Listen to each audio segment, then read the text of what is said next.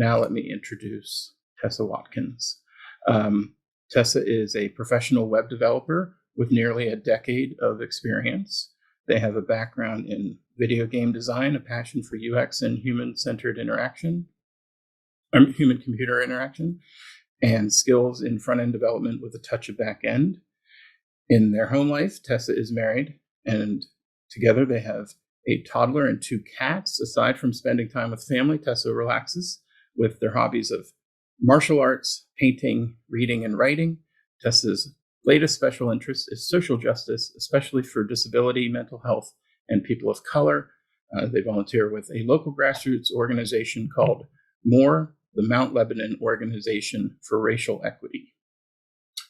I'll stop sharing and allow you to focus your attention on Tessa, present Tessa, so that she can introduce past Tessa. Hello, everyone. My name is Tessa, and my pronouns are they and them. I find giving live presentations incredibly difficult due to some disabilities. So the lovely people here are accommodating me by letting me show a pre-recorded presentation.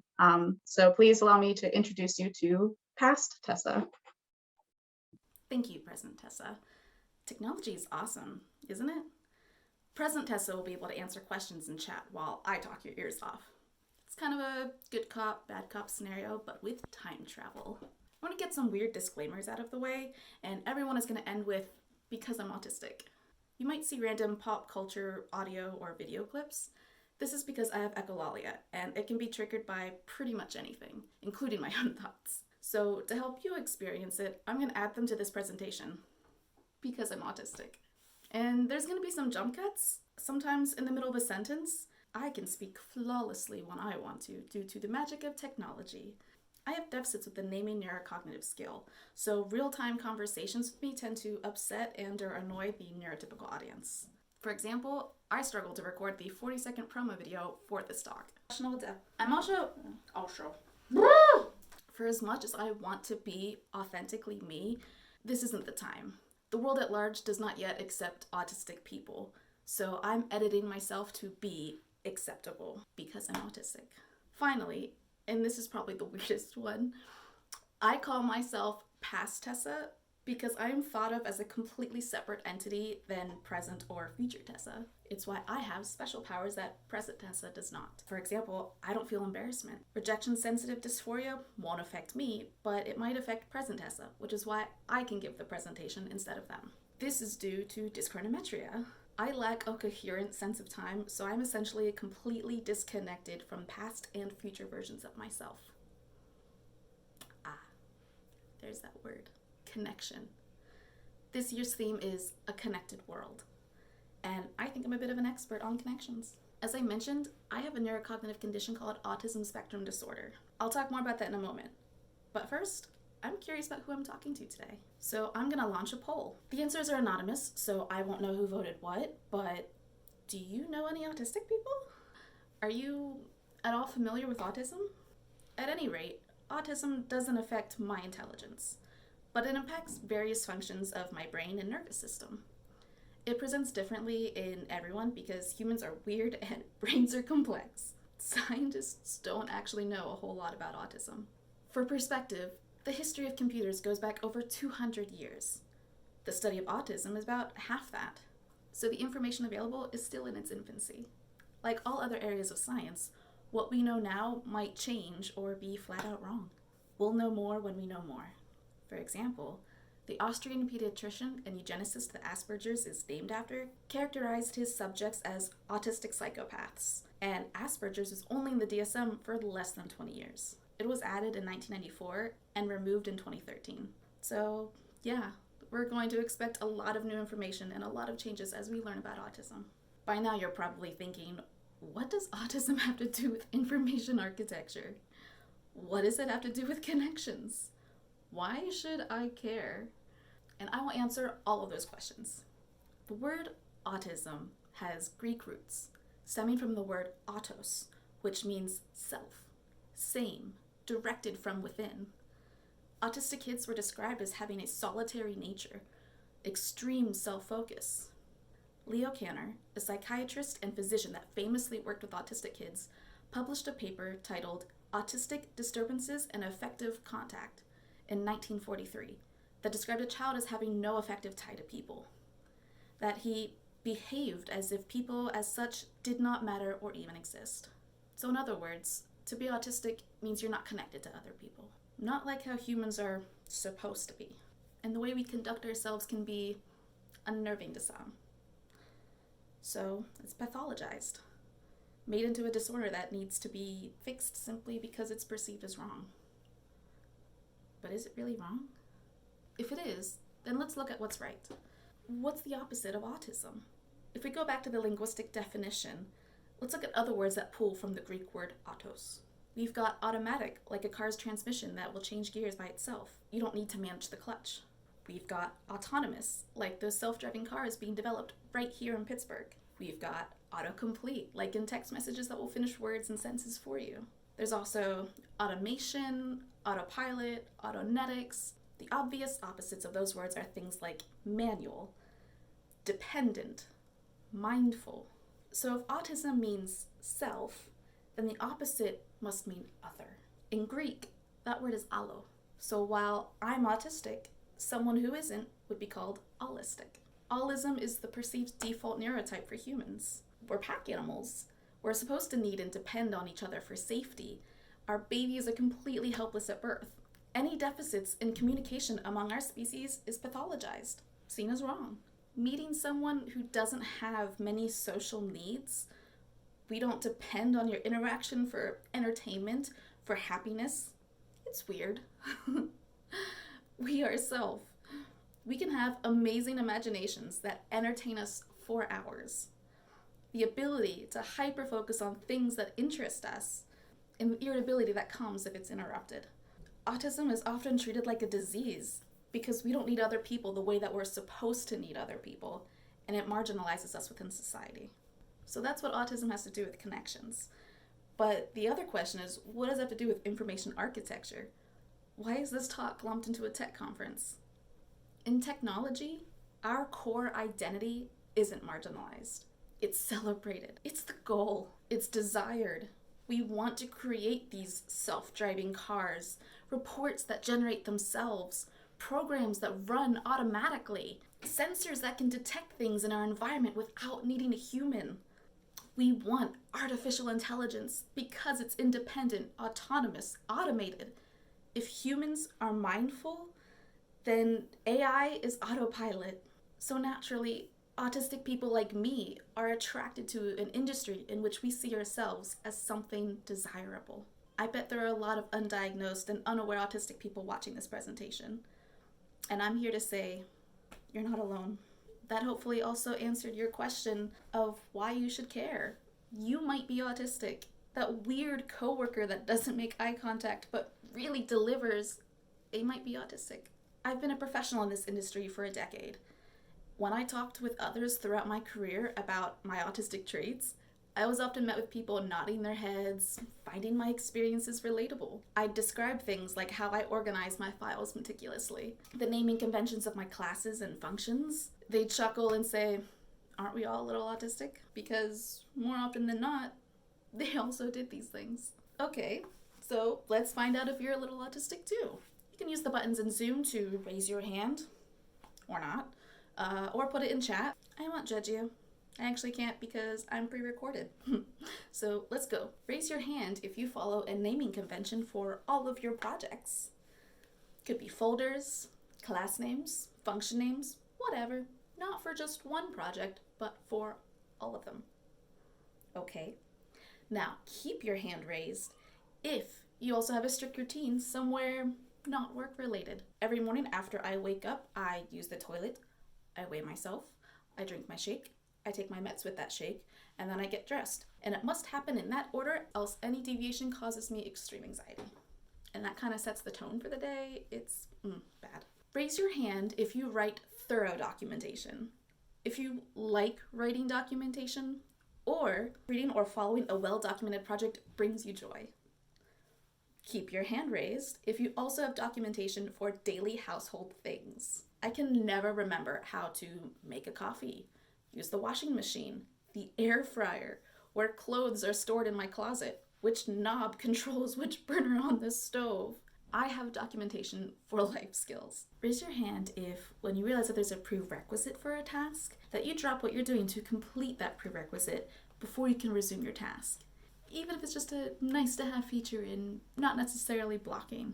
Now keep your hand raised if you can't wash a single dish until you've unloaded the dishwasher, emptied the drying rack, and approximately 10 hours later. Before you know it, you've walked all over the house and you're tired and you're like, I'm just gonna take a break. And then your partner comes home and they're like, why is the dishwasher open and the dishes are still dirty?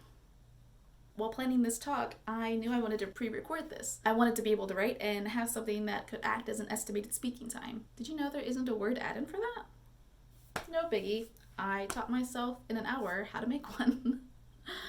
And then I did. I programmed a tool just so I could get started on this.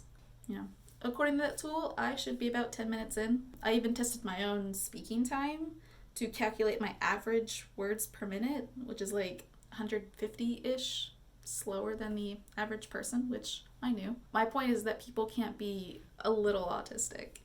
That's like saying my Google Pixel phone's a little bit iPhone-ish. Yeah, they can both make phone calls and take pictures and doom scroll on Facebook and TikTok, but on the inside, they're very, very different. They're both smartphones and we're all human. Being autistic is normal. It's not if you do X behavior, then you're autistic. Autism is the operating system. It's not a feature or a bug, but as we know, it's treated like a bug. In past employee reviews, I've had the following written about me by both supervisors and coworkers. I would like to see them a bit more pointed in their updates to the project managers. Tessa communicates well with internal and external clients. If anything, they may over-communicate. Tessa is too robotic in their reports. As you can see, I consistently come up short in the communication category, and I have a disability that affects my communication. So when employee reviews impact their annual merit scores, is it fair that I'm consistently dinged due to a disability? Is it covert systematic disability discrimination? I don't know. But I have tried in not appearing so disabled. That last bit of feedback about me being too robotic, well, I didn't know how to change my language to be less robotic, so you want to know what my solution was? Emojis! I started adding emojis to my reports. I think it worked because nobody complained about it since. When I told my husband this, he laughed and said, that's exactly what a robot would do. Though I beg to differ. I'm not the robot. To me, your tone of voice, your subtle hints, they go right over my head. If anyone is a robot, it's everyone else, because you all sound the same to me. It's why I take everything everyone else says so literally. It's also why everything I say is literal. I need explicit directions unless you intend to leave me with the creative freedom. I don't have a brilliant segue into my next talking point, so I'm just going to autistically start talking about it, and we're all going to be cool with that.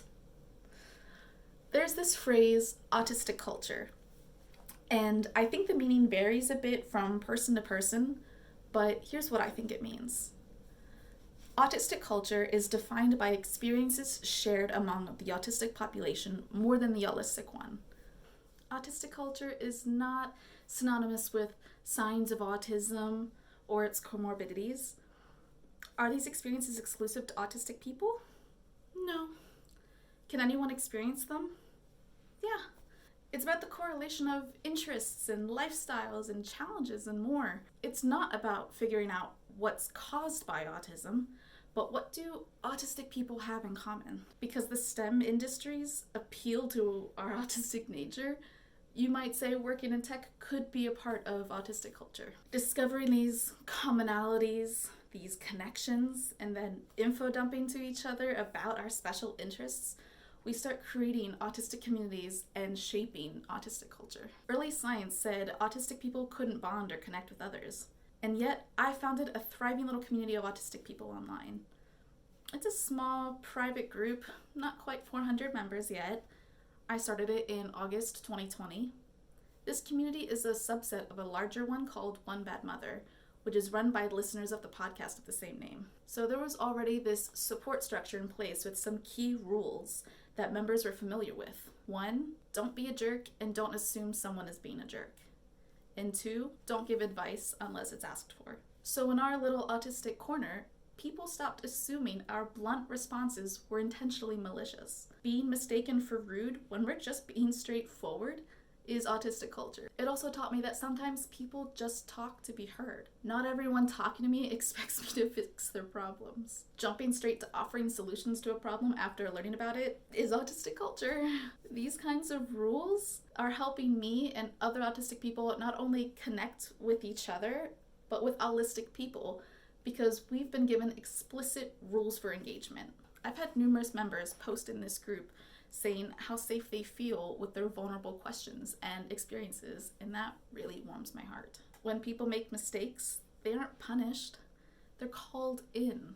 When someone is experiencing a panic attack or RSD, I can identify it because I've experienced it, and support and grace is given. It's a place where people can drop knowledge on their favorite things and find someone who is equally as invested. It's mostly geared toward autistic parents, but we have some allistic parents and educators in there too that are listening to us and learning from us so that they can better support autistic people in their lives. Because, as I mentioned, the current information about autism is lacking. People seem to think that the global pandemic broke human connections. And they may be right, but I think it's also normalized a method of connecting that is better suited for people like me.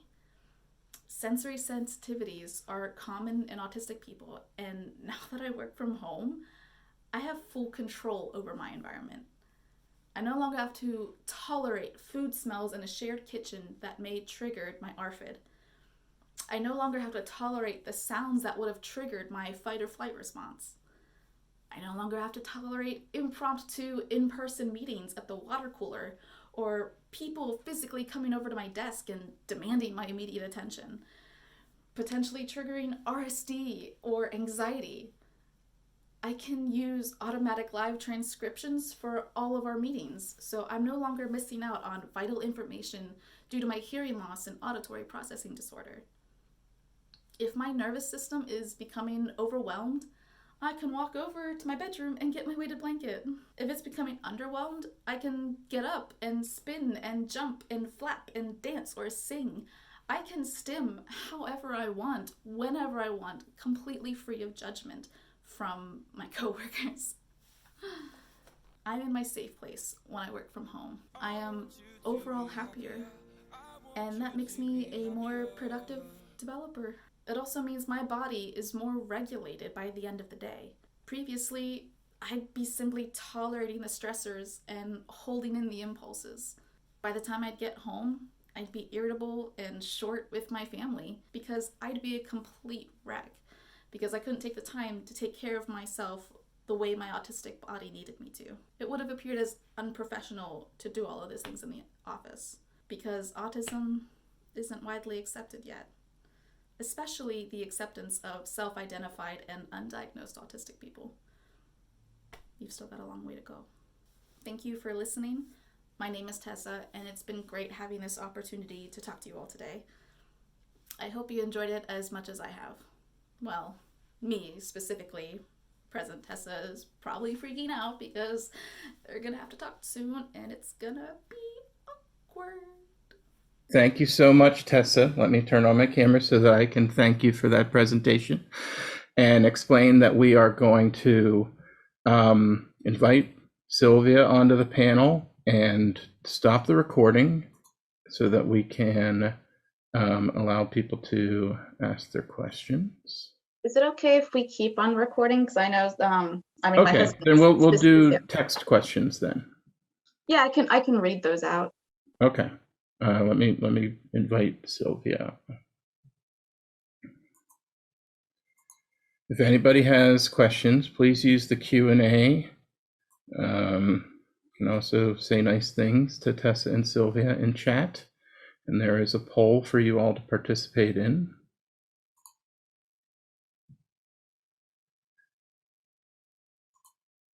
Let's see, my camera's over here.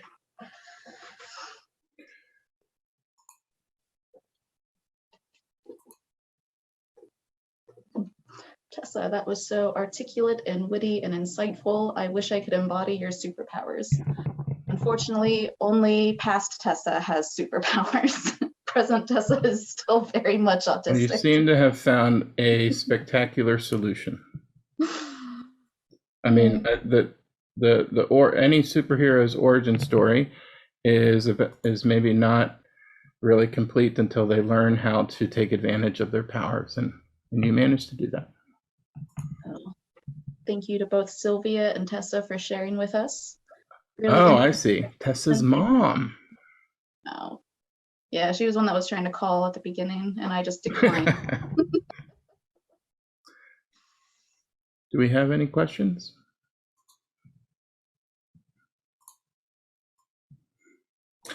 Okay. Hi, Tessa, that was really great. I'm so glad to hear that working from home has been such a positive transformation for you. I love my weighted blanket too. Oh my goodness. So I'm going to mark that to answer live.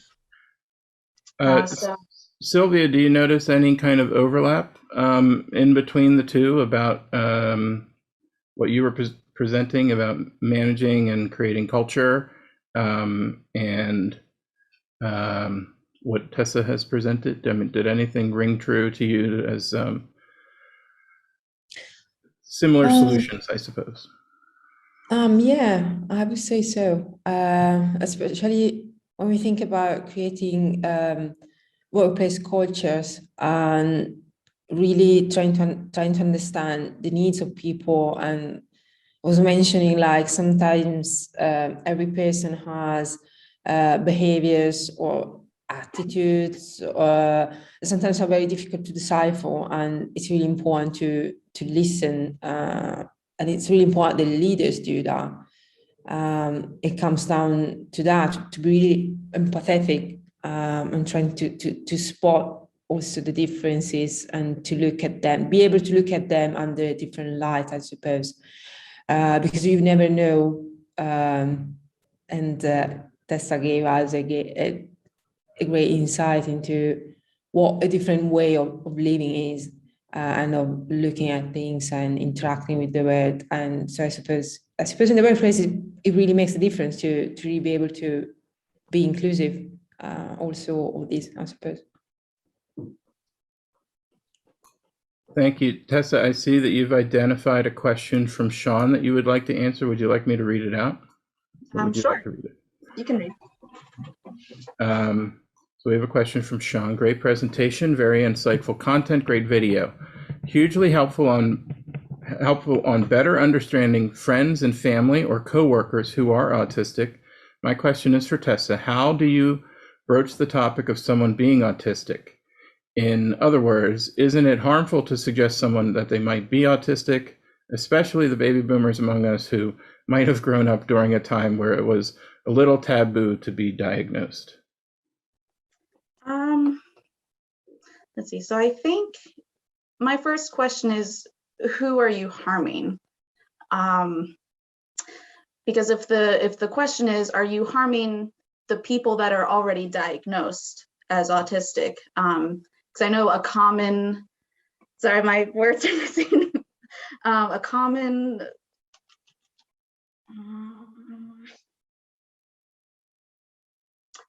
something is, I'm just gonna fill in something, is that people will often say, well, you're taking resources away. But unfortunately, the autistic resources that someone might need is controlled by the medical community. So undiagnosed autistics can't actually access those resources. So you're not taking anything away from diagnosed autistic people. So these assets and resources that I think would actually benefit a lot more people, you know, they're gatekept, locked away. Sorry, my words are messed up. Oh gosh, I'm so nervous. I don't think I breathed at all the entire minutes. But so I would think the harm that would be for the actual person that is trying to seek a diagnosis, that's going on that journey of trying to find out, am I or am I not autistic? And I once read, and I keep parroting this, is if you think you're autistic, stop, because you're not trying to trick yourself.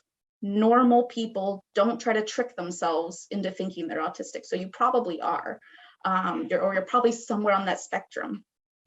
So the real harm comes from trying to seek that diagnosis, and you find out where you have these doctors that have different backgrounds, they have different thoughts on what is classified as autism, because only in 2013 did all of those diagnoses actually fall into the ASD umbrella. So even if you would have been diagnosed with PDD NOS, some doctors are going to see that and like, well, I'm not going to actually follow the DSM, and I'm not going to say that this is a diagnosis, so I'm not going to give you anything. In fact, I'll just write it off as anxiety, or I think it's just trauma because I can't verify that this was happening your entire life.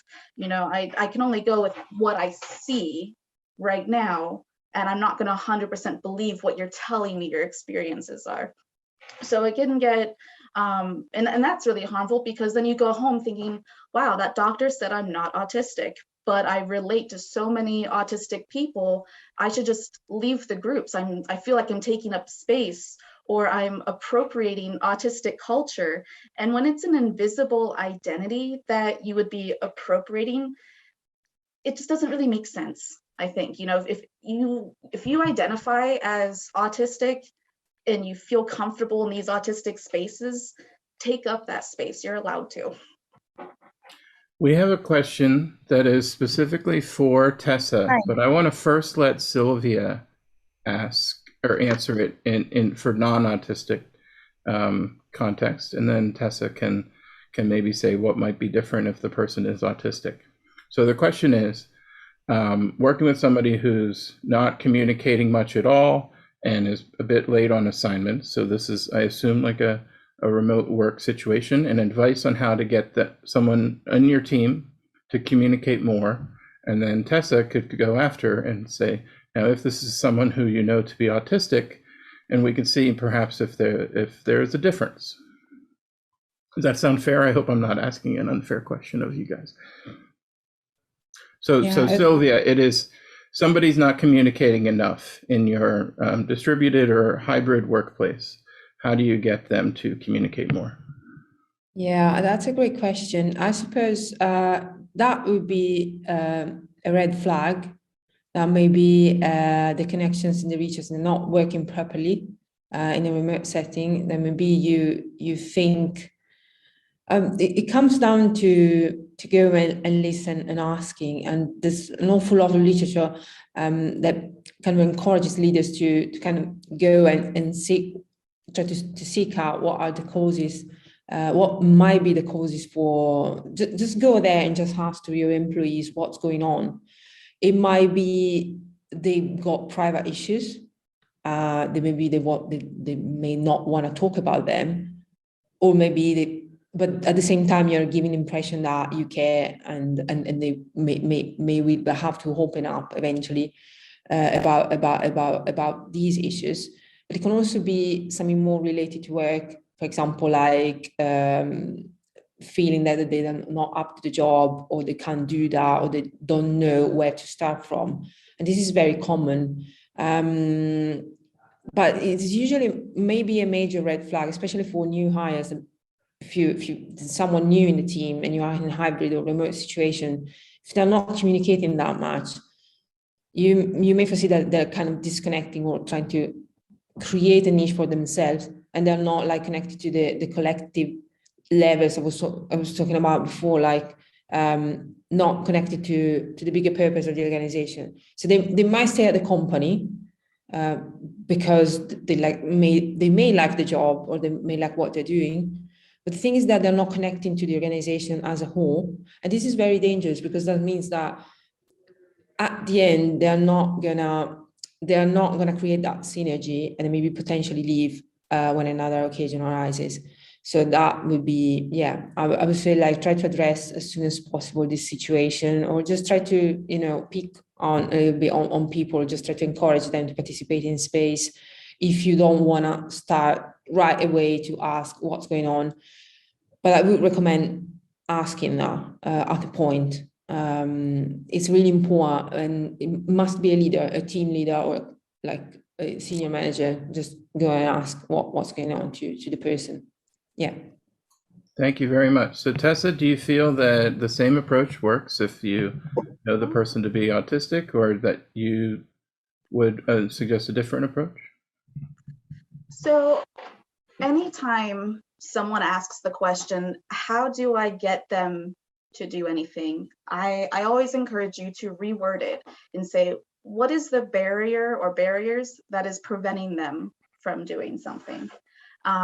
And it looks like, just from reading this, if they're having issues submitting complete assignments and they're not responding to the emails, I feel like there's a lot of mental anguish going on, and it could be caused by personal things, professional things. It could be caused by a lot of stuff. So that is something that you're going to want to talk to them about very gently at some point. But I think for a relatable story, I also have an LLC on the side where I do web development for small businesses and startups. And I once had a client who just wanted me to do a very small update. And I hadn't responded to them in like 2 months. It was to the point where they were sending me a text message saying, I'm worried about you. If I don't hear from you, I'm going to have to call the cops to do a wellness check.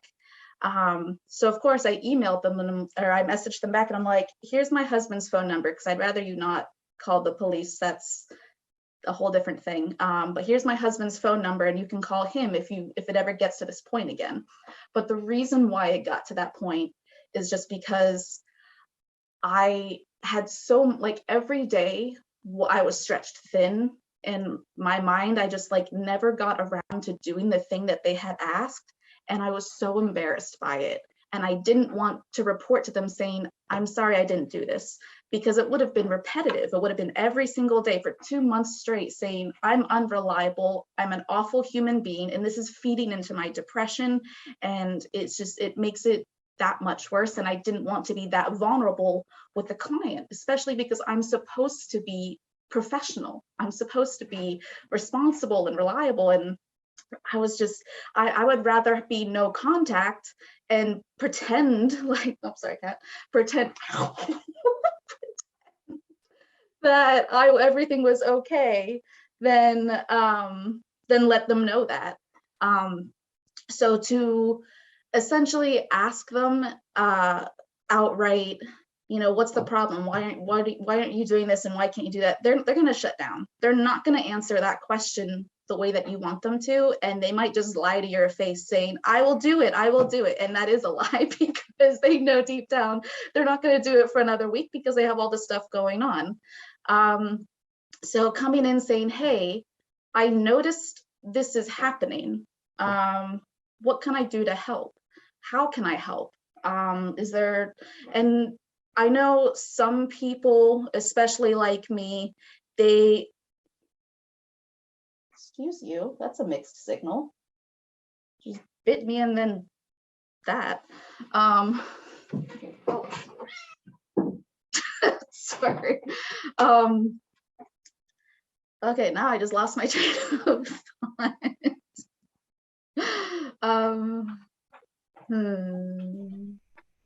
Sorry, that was distracting. I knew I should have logged her out. We can move on. Do you want to move on? Tessa. Hi, this is Jen. Yeah, Tessa, I feel for you. I think we all do sometimes when we have something that we've delayed, but bad news never gets better with time, does it? So it's just about it and reach out for help.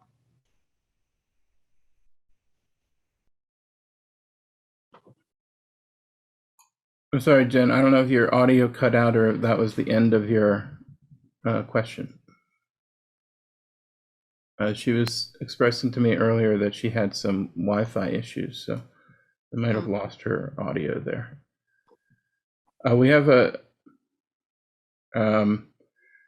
we are at 12:45. So let me stop the recording, and we can continue. And I could turn on after the recording's done. I could allow everybody to be on camera if you want to continue asking questions that way.